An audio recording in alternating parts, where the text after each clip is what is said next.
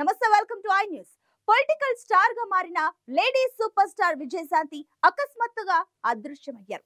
ఏ పార్టీలో ఉన్నా సరే సమకాలీన రాజకీయాలపై స్పందించే ఈ ఫైర్ బ్రాండ్ కొంతకాలంగా చడీ చప్పుడు లేకుండా అజ్ఞాతంలోకి వెళ్లిపోయారు. సొంతంగా పార్టీ పెట్టినప్పటి నుంచి మొన్న కాంగ్రెస్ లో చేరే వరకు అనేక పార్టీలు మారిన విజయశాంతి ఇప్పుడు ఎవరికి దొరకకుండా, ఎవరికి అందుబాటులో లేకుండా ఎటు పోయారన్నది రాజకీయ వర్గాల్లో చర్చనీయాంశంగా మారింది.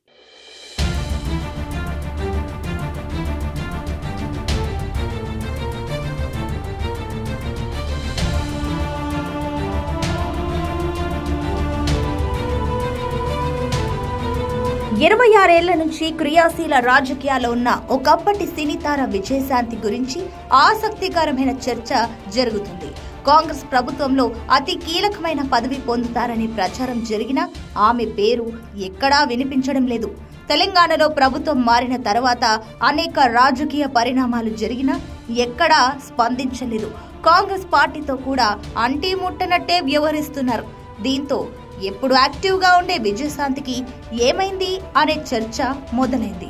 1998లో బీజేపీలో చేరిన విజయశాంతి 2005లో తెలంగాణ ఉద్యమం కోసం తల్లి తెలంగాణ పార్టీ పెట్టారు.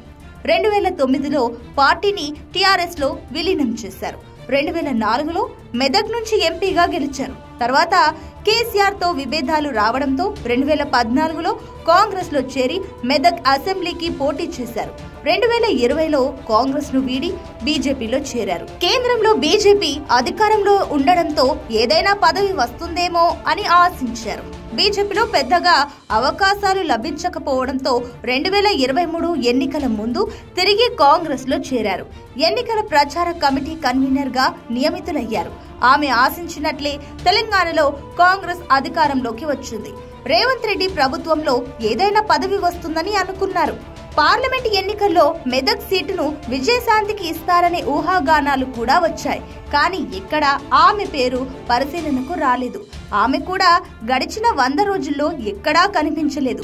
కేసీఆర్ కుటుంబ సభ్యుల అవినీతి మీద ఎక్కువ విమర్శలు చేసిన విజయశాంతి ఇప్పుడు కవిత అరెస్ట్ అయినా మీడియా ముందుకు రాలేదు.